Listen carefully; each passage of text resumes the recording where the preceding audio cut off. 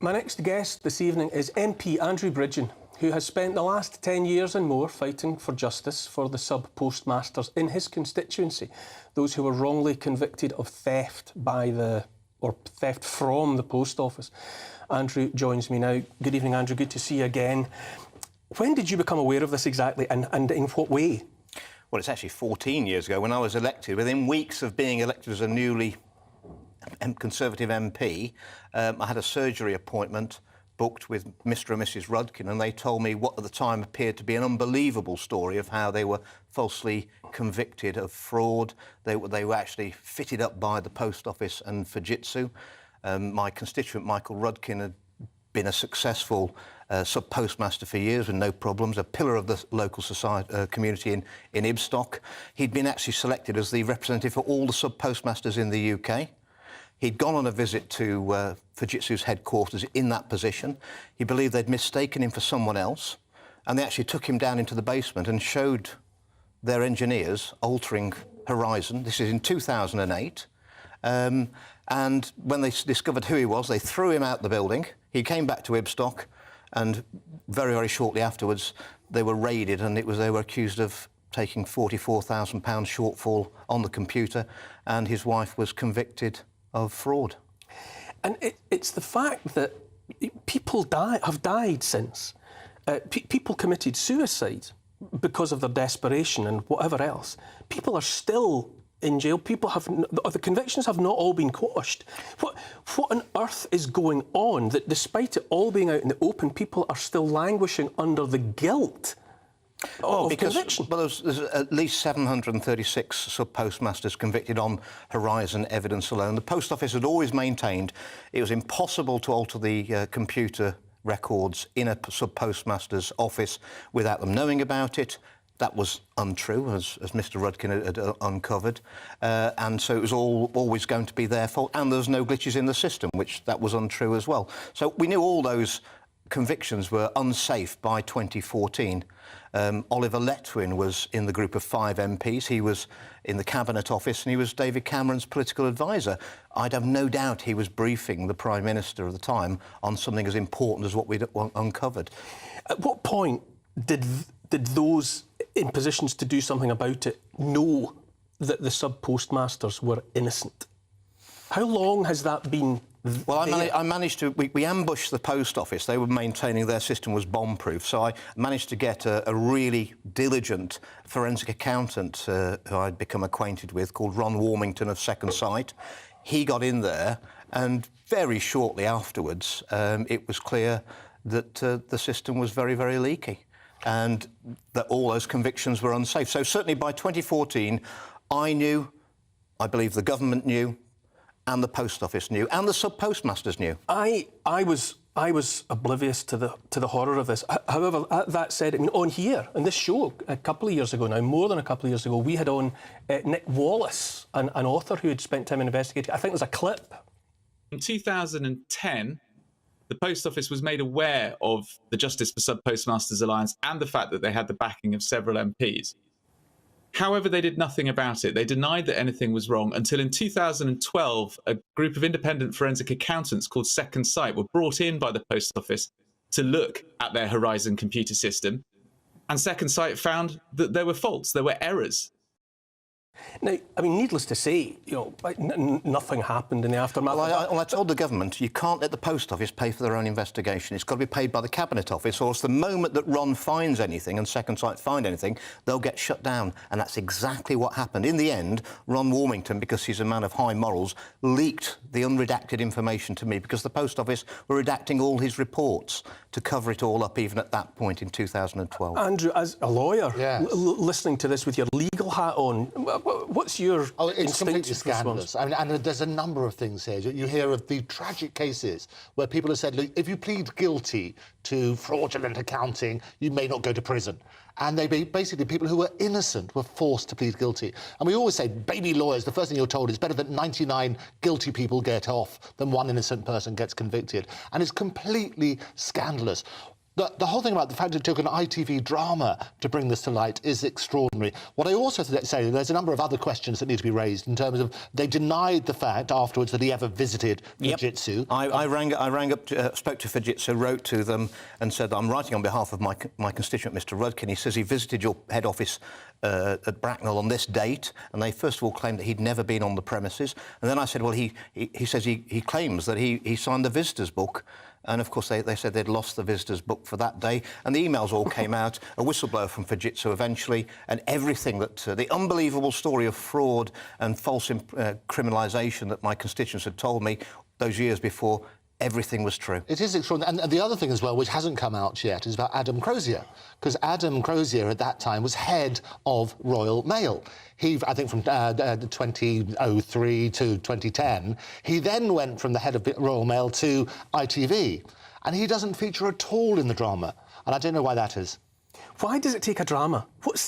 That sounds almost farcical, that after all of the testimony, all of the truth-telling, all the way down the line, why, when a drama goes out on television, does it suddenly tip Well, the it was a balance? well-made drama, and it pulled on the heartstrings, as the story does. I mean, it's deeply distressing when you meet the victims themselves. But the fact is, I find abhorrent, is that I had been to ITV, BBC, Sky, Channel News and all the major newspapers. I had all the evidence that the convictions were unsafe in 2014, and I went for years and nobody would run the story. I said to the journalists, you'll get an award if you run this story. These people are all innocent and here's the proof. No media outlet would run that story. What will it cost to put it right? There's vast amounts of money in terms of legal fees and all of the rest of it. You know, what's the bill and who foots it? It's going to be the taxpayer, whatever happens. Ultimately, the post office is owned by the government, so we'll foot the bill. But they've got to have proper compensation. I managed to get Mrs Rudkin in the first 9 that had her criminal prosecution overturned. Right. And that was in December 2020. Mr and Mrs Rudkin still haven't got their compensation. What about Fujitsu? I mean, Fujitsu's a private company, and doesn't it carry the Well, can I think in the part? fact that they, as far as I'm concerned, it's no coincidence that after Mr Rudkin uncovered what was going on in 2008, that his wife had suddenly got a... Welcome back. My next guest is Michael Rudkin. Michael ran a post office in Ibstock with his wife Susan. He was also chair of the National Sub-Postmasters Federation. Their lives changed forever when they were accused of taking £44,000. Michael joins me now. Michael, it's an appalling catalogue of events which we've all been piecing together over the last, weeks or years, depending. But what has this done to you and Susan? Where are you now, physically and emotionally? And I can tell you that emotionally, we're both physically drained and wrecked as a result of what's transpired. What's little known is we came into this industry in 1995, Susan and I, and we were privileged to be selected by the post office to actually run a branch, so much so that we were then granted a second branch, of which we ran that as well in conjunction with the other branch. It then came to the point where my sons didn't want to follow on in the business because they were so disillusioned with what was transpiring and they could see what was happening to mum and dad, that they chose a different career path. But I can only imagine that, traditionally you would have been regarded as, pillars of the community. The local post office is a significant place for a lot of people. And what happened to you going from that, a pillar, to suddenly being accused and put in the spotlight of being a thief? Well, that was a very difficult moment in my life in particular, because I've got a double-edged sword. One is I appear to have fallen from grace, and B, I'm in a position where I've got to defend the position of my wife, because I knew for a fact that Susan wouldn't ever take a penny piece from anybody, and yet there she is, accused. They couldn't get at me but as a union rep, but then they decided they were going to focus their attentions on Susan, and they prosecuted her. And how do you feel about the fact that you've yet to receive any compensation? I mean, or are you getting any kind of apology from anyone about what you went through? Well, I in particular have had an interim payment, which is very small.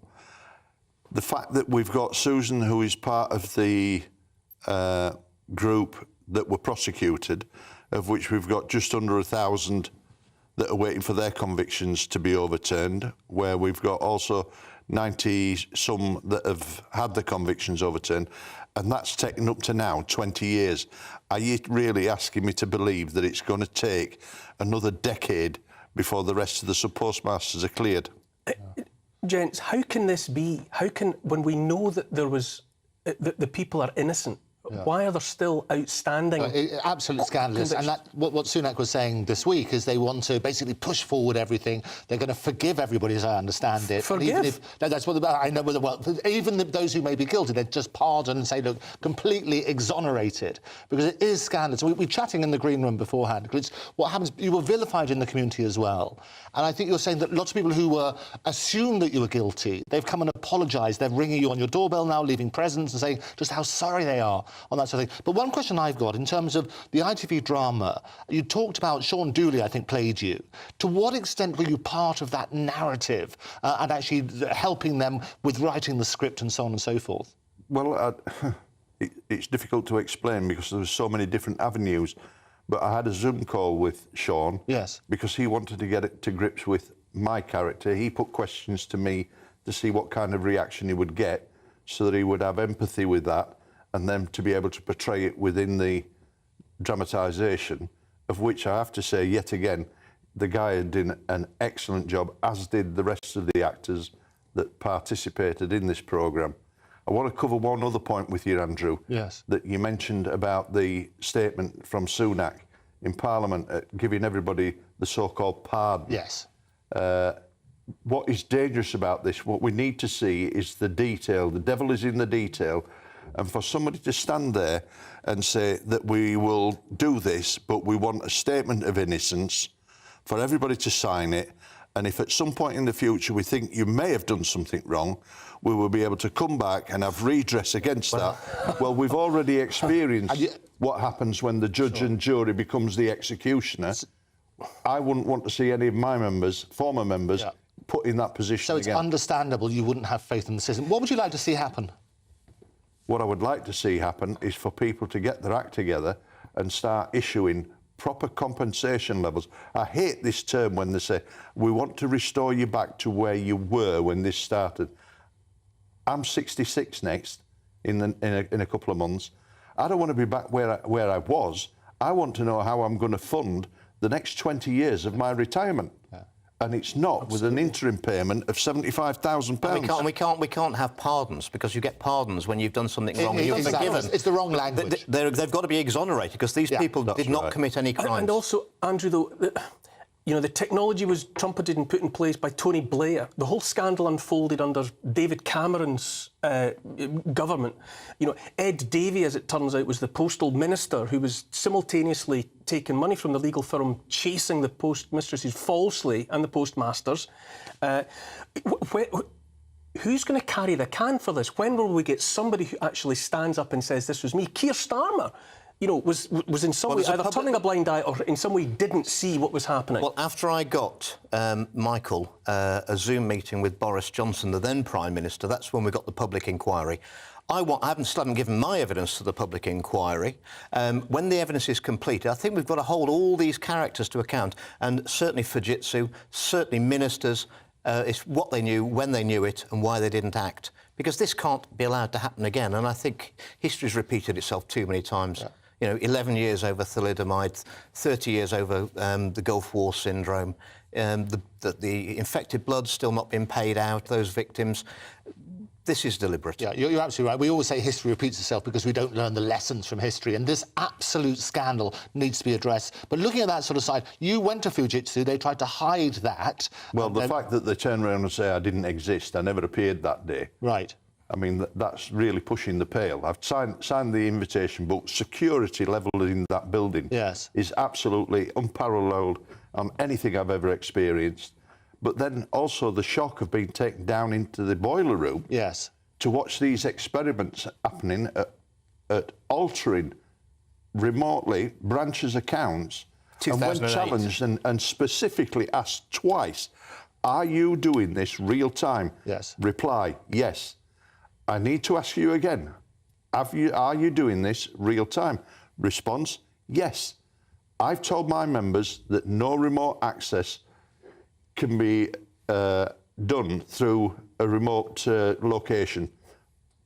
The accounts belong to the postmaster and only he can sign them off when completed, and you have entered them remotely. And then to be ushered out of the building as though I'm some common criminal. Yeah.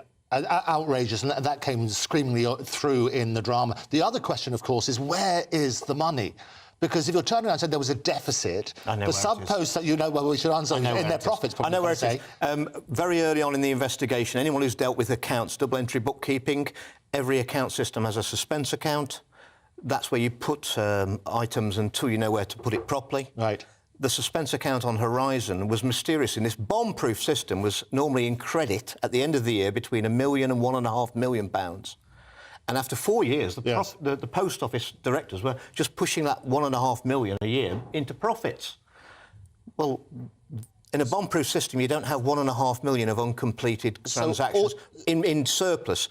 I think if you add all that money up for 15, 20 years, that's the money that was extorted. So people need to look at that. So the sub-post office master, who basically had to make up the apparent deficit when there was no deficit, out of their own money, it's a bit more complicated. Fujitsu had told the post office it was a bomb-proof system. Yeah. The post office put them on a penalty clause, £20 penalty clause for every non-completed transaction. They'd got hundreds and hundreds and hundreds every day. They paid engineers to fix them instead of paying over the penalty clause. And human nature being what it is as well, someone's going to press the wrong key, and instead of having a 20, 30, 40 pound problem, you've got a bigger problem, and they were never going to admit to it. Do you know what's interesting as well? In the wider context, we're all being pushed towards technology, artificial intelligence, and all of the rest of it. Make mistakes, our lives are going to be better because these things are infallible. And you look at this, you look at the lives destroyed, and you look at the willingness with which politicians from highest to lowest were ready to say that machine is infallible, and therefore it must be the humans who got it. And also, Fujitsu have got lots of contracts across government and several billion. And I think, you know, there was certainly the child maintenance service, which has been heavily criticised by the National Audit Office. They certainly had a Fujitsu system in until at least 2021, and you know, there's lots of people who have committed suicide because of being chased for arrears there. Michael, a last question to you: is there anything that can compensate you realistically? You know, this is more than 10 years. This is 10 years of your life that you don't get back. You know, I mean, realistically, what could put you ahead of the game? Susan and I might not get that 10 years back, but I tell you what we don't want. We don't want this apathy and pathetic, I'm sorry, I apologise. I want my life and that of my wife's financially back on track so we can see the rest of our years out. Now, it was raised earlier about the competency of the Fujitsu system. I was also privy at the time, whilst in office, that there was something called the Highland account. Now, people were going in and they were paying their electric bills and this, that and the other, and they were getting the receipts. And then all of a sudden, because they were on budget programmes, the service provider got on and they said, you haven't made your weekly payment. Where's the money? We're going to have to take you off the scheme. Those people ran back straight away to the post office and produced the receipts and said, where's the money gone? We then find out, post office hushed it up very quickly, and believe me, very quickly, because this is the first time this issue has been raised. And the reason that they hushed it up, because that money for the Highland account, for the gas and electric and telephone, the money that was being paid in weekly actually was directed into that account until the public started to raise a fuss. Then it was stopped, it was closed down, and the money was reimbursed. A whole other story there, Michael. Thank you so much for coming in. Thank you for speaking so frankly and honestly about what this has been like for you. Thank you also, Andrew Bridgen, once again, for turning the spotlight on something that matters. I'm on another break, I'm afraid, after which I'll be joined by